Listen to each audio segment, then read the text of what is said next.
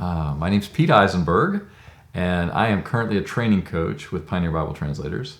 I've been doing this for about 10 years, but I've been in ministry for about 35 years overall.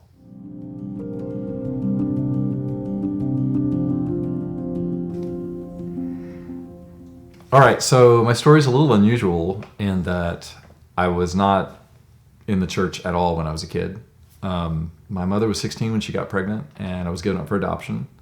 And I got adopted by this family that got divorced before I turned 2. And so I was just raised by my mother until I was 12 years old. And she died, and custody went to my dad, who would come to visit me every Sunday for the last 10 years as part of like the whole custody arrangement.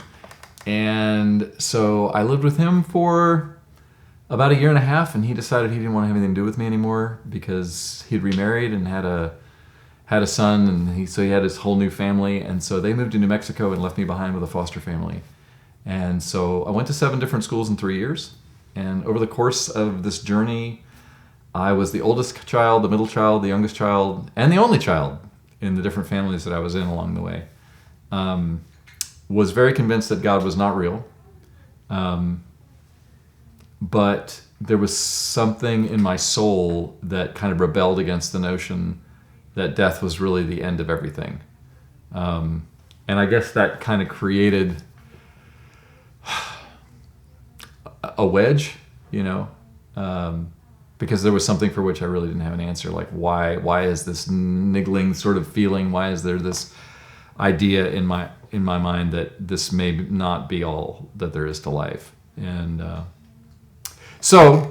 well, I was in one of my foster families. It's the first day of spring in 1980. I was 13 years old. I came home from school, and my grandmother was sitting there. This is the dad that ditched me. It was his mom. And she was there. She lived about, 20 miles away. I said, "Grandma, what are you doing here?" And she said, "This lovely young lady brought me here." And I said, "Hello, lovely young lady." And I noticed that she was quite a pretty young lady. And my grandmother got up and left the room. And so I leaned back in my rocking chair and I said, "So, who are you, lovely young lady?" And she said, "Are you ready for this?" I said, "Sure." She said, "I'm your mother."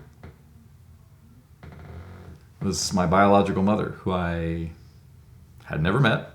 I knew I was adopted because there was a day when I approached the mom that raised me and said, "Am I adopted?" And she kind of freaked out a little bit.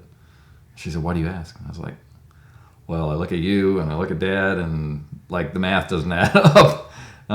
So I met my mother, and I just kind of stared at her for a while. And she said, "Well?" I said, "Well, I'm in shock." And she said, "I'm in shock too." And I said, "Let's be in shock together." It's funny how there are these moments where you remember every single word that's spoken.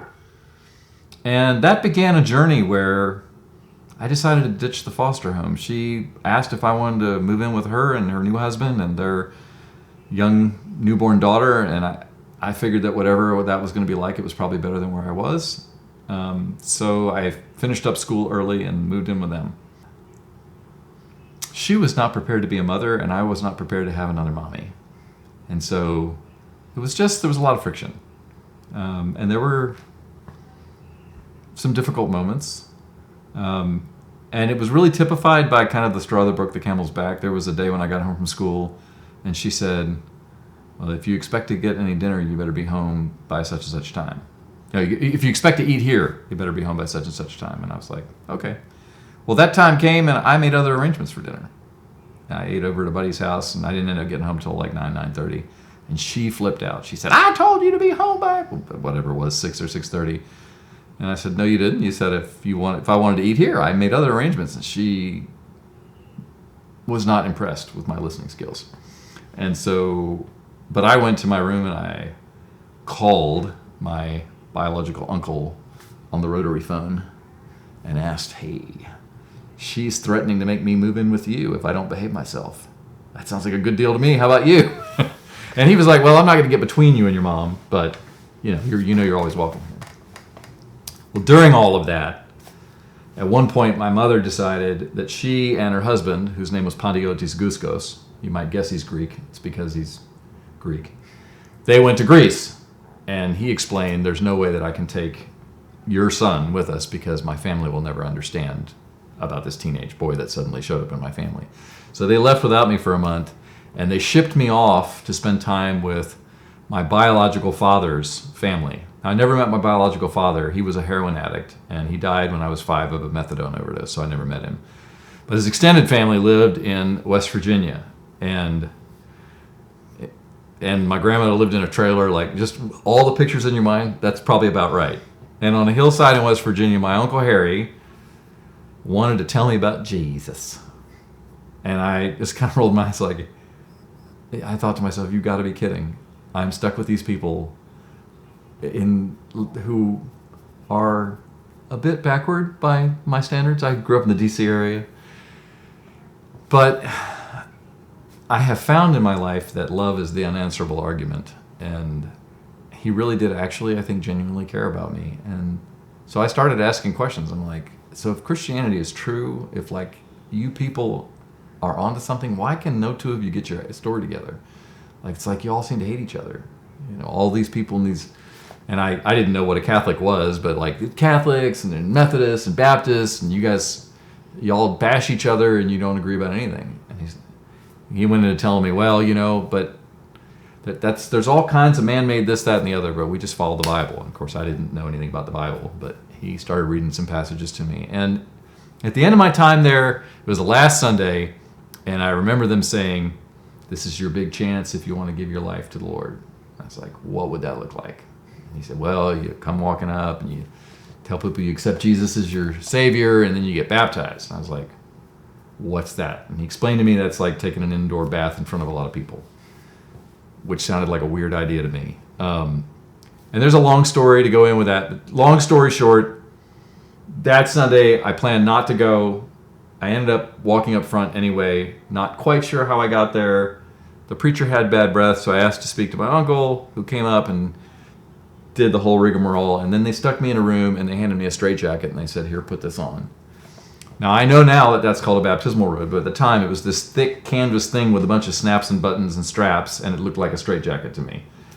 And then they stuck me in this room by myself with the straitjacket and said, put this on. And I said, this is the craziest, dumbest thing I've ever done in my life. What is going on?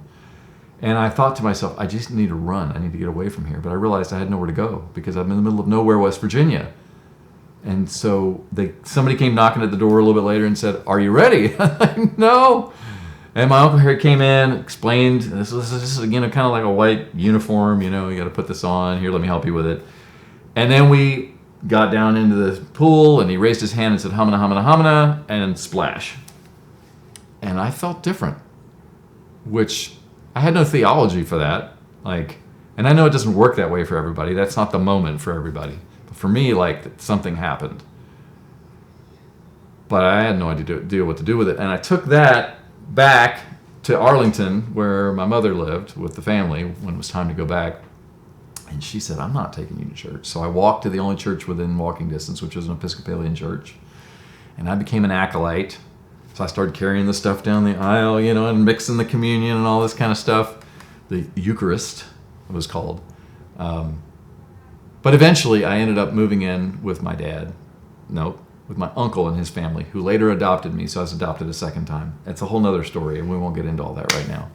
But that was the next step of my journey, and at that point, I joined a youth group, which I didn't even know there was such a thing as a youth group. And I found out that there are pretty girls in youth groups, which was awesome. It's definitely added some incentive to going on Wednesday night. And I discovered another thing, Christian camp. There were also pretty girls there too, I found out. But that was kind of the place where God got me to listen a little bit more intently to what he had to say. And eventually I decided to give my life to full-time Christian service, not really knowing what that meant. But that kind of led me down a path that ended up with me going to Bible college and then deciding to be first a youth minister for about 16, 17 years. And then they demoted me to senior minister, and that's what I ended up doing for the last however many years until I ended up here in Dallas working with Pioneer Bible Translators, and that was back in 2011.